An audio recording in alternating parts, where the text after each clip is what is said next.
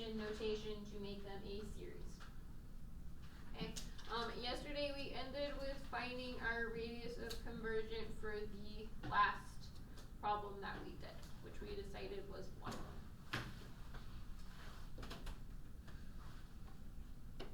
So this one asks us to find the radius of convergence and the interval of convergence. And we need to be sure to check our endpoints. Because remember, I said that if we're just asked for the radius, I don't necessarily have to check my endpoints because I just need to know how far we are from the center on both sides. But if it asks us for the actual interval, I have to decide if I have a hard bracket or just an open parentheses on our endpoints.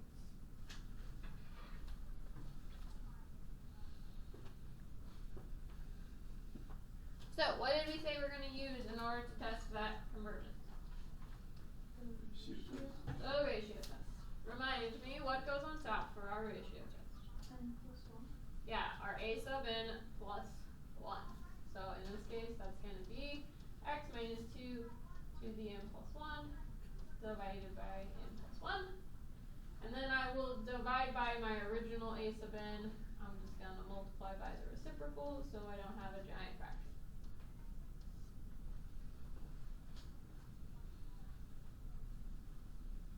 Yes, no, maybe. Okay, and then what's our goal? We want to end up with what? Stuff with just x's, yeah, right? So in order to be able to solve an inequality, I need my n's to go away. So we have to do some simplifying, and then we're hoping that we can use our limit to basically get just a singular number there. So what can we reduce? X minus 2 to the n. Okay, and so then what would we have left there? X minus 2. Okay, and then I still have n. So I have n times x minus 2, and then I also still have n plus 1.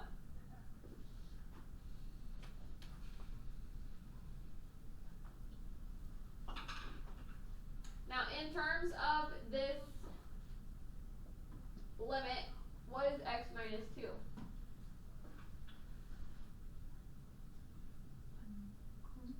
It is. It's a constant. Remember, I'm taking the limit with respect to n. So x is just going to be a number, so it's just a constant. So notice that I can pull my x minus 2 to the front side of my limit. Which I still technically have to have it in absolute values, because that does not change. So then I'm looking at n divided by n plus 1. What is that limit going to be? Just 1. Okay, so what are we left with then? Yes, the absolute value of x minus 2, which is what we want, because again, I wanted to have stuff with just x's. And in order for that to be convergent, because again, we're needing the radius of convergence, what would that have to be? Less than 1. Okay? Yes, no, maybe. Yes. Okay. So then I need to set up my what? The compound inequality. So I get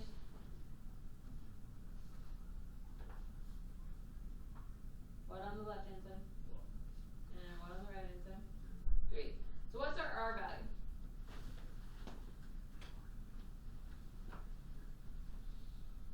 One. 1. Because my center is at 2. So we're looking at how far apart are my two end values from my center. They're both 1. Yes, no, maybe. Which is where we stopped yesterday, because that was all it asked us for, which was the radius of convergence, so I didn't need to go any further. Today they actually asked us for the interval, okay? But as of right now, I don't know what's happening at 1 and 3. Agreed? And so that's why it says we have to check the endpoints. But remember, at the end of the day, these x values, right, are just numbers, and so we can plug those back into my original and then decide if what we have there would be convergent or divergent. Yes, no, maybe. Yes. Okay, let's start with 1. So this is x equals 1. So I have the summation from n equals 1. So what is 1 minus 2? Negative 1 to the n power divided by n. What is that? It's an alternating series, okay? And is that alternating series going to converge or diverge? Converge. Why? And also, A is always positive. and also, A of n equals 1 is less than A of n. yeah, it's going to be decreasing, right? Oh, yeah. So for this one, we don't have to like write out all of those things, yes, but you do need to be able to like justify that in your head, okay? Because most of these, whenever I plug stuff back in, are going to be simple enough that you should just be able to apply a simple convergence test. So in this case, this converges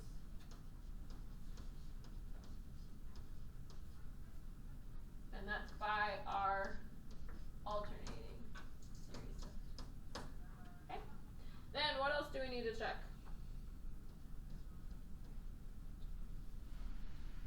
3.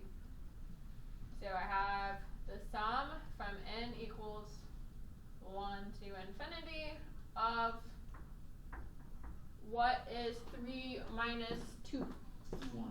1 is, what is 1 to the n? 1, okay.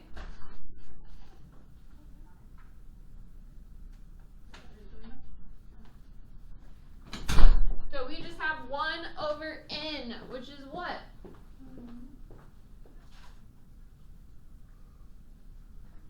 Which is what?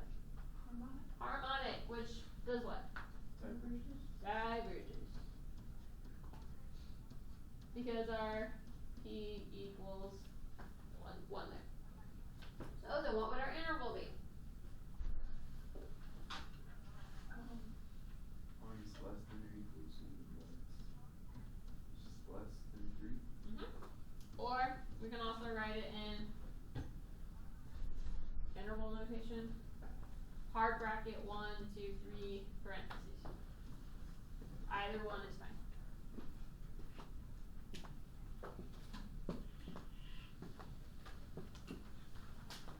What questions do we have on that?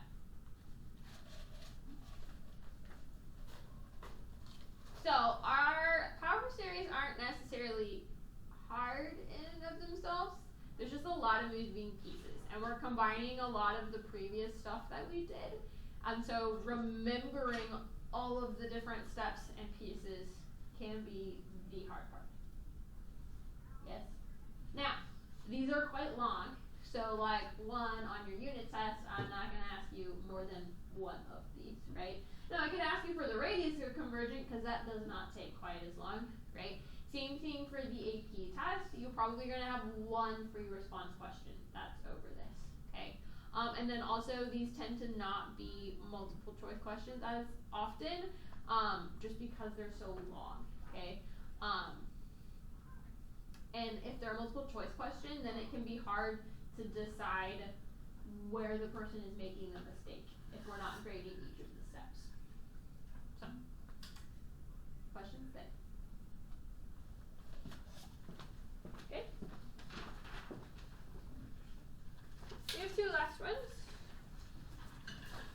So we again trying to decide our radius of convergence and the interval. So we still have to consider our endpoints if necessary. So what do we start with? Our ratio test. So we have the limit as n goes to infinity of the absolute value of what this time? N plus 1 plus 1. Times?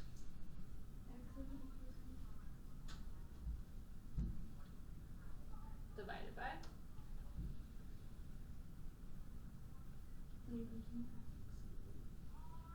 Okay.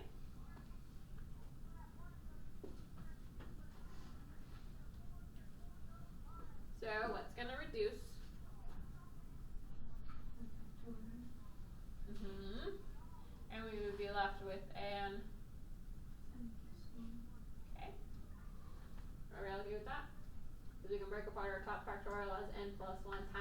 factorial, so our n factorials reduce. Yes.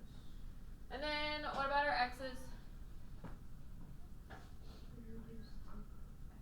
They reduce to just an x. So again, that x isn't gonna really matter, right? Because it is a constant in terms of my limit. Yes? But now let's think, what does the limit as n goes to infinity of n plus 1 equal? Infinity. Is that ever going to be less than 1?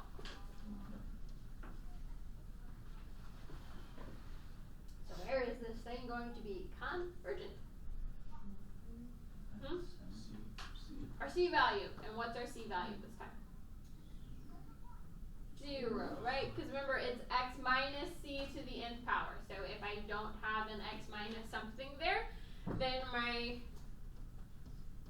c value is 0. So my interval is just x equals 0. What would our radius of convergence be? 0. Because I don't have anything on either side that's convergent.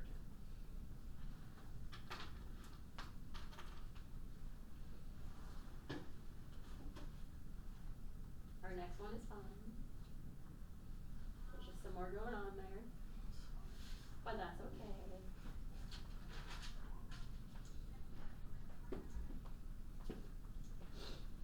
Isn't that psi?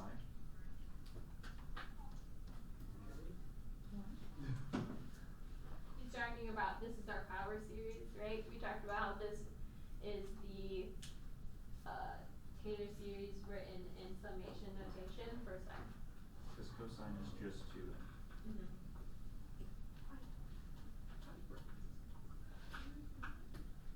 It's because yesterday, as soon as I came to the class, Jackson and I were bouncing it. To try to remember. So when I take the absolute value, what's gonna happen?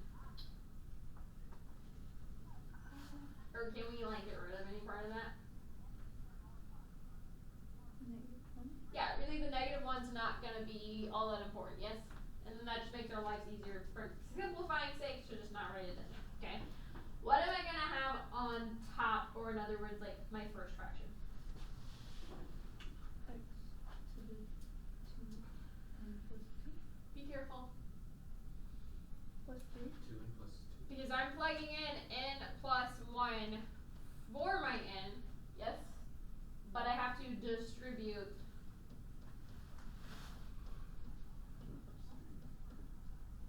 that too. Yes, no, maybe? Are we all okay with that? Yes. Okay. Or we could also just write it as 2 times n plus 1 plus 1.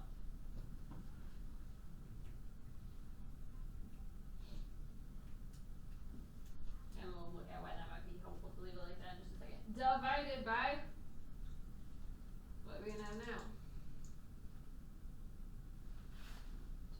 2n plus 3 plus 1.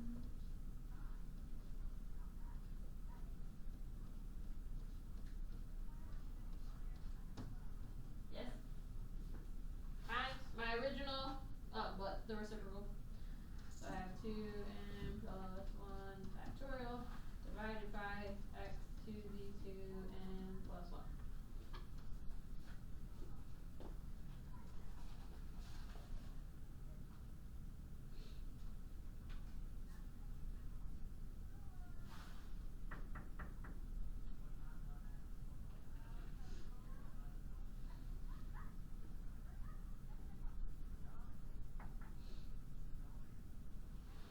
Let's do a little bit of thinking. How can I break apart my first one?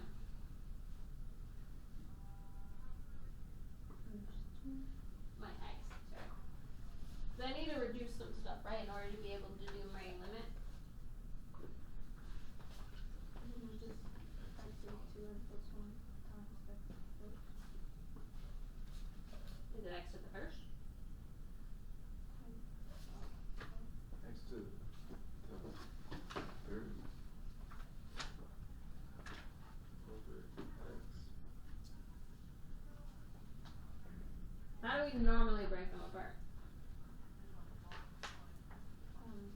Negative addition. Okay. But that would give me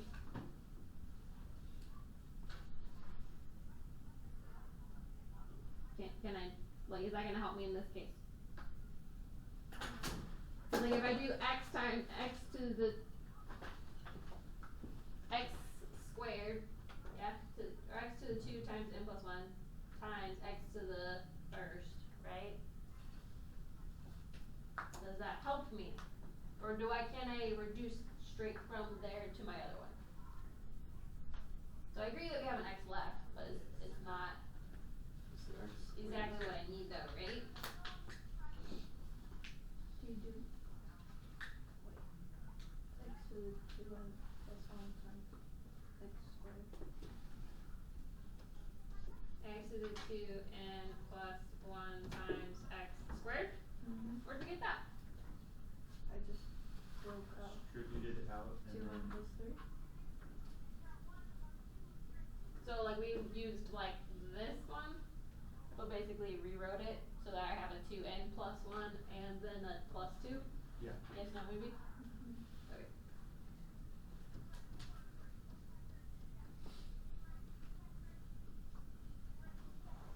So then what would I have left on top? X squared. And x squared? Yes, no, maybe? Okay, and then what about our factorial?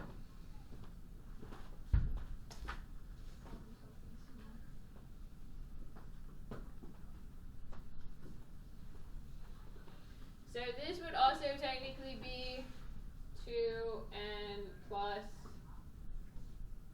3 factorial. Yes? The same way we got, yeah? So what would I do there to go backwards? You pull out 2 terms to get to 2n plus 1. So I need to pull out, my first one would be a 2n plus 3, right?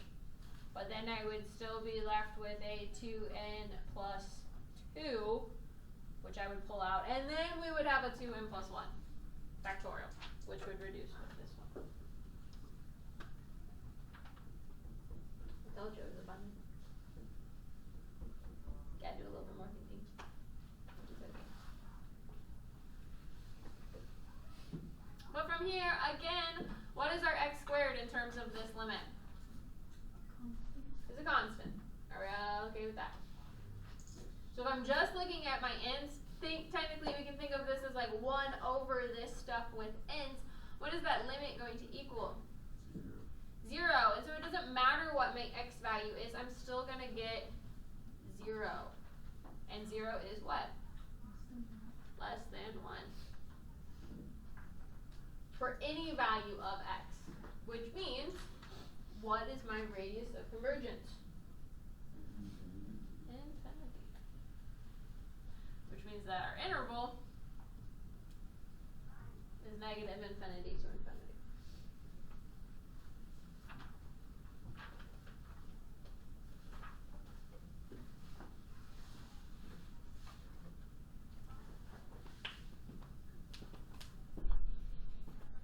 What questions do we have there? Alright, we're gonna go ahead and stop there.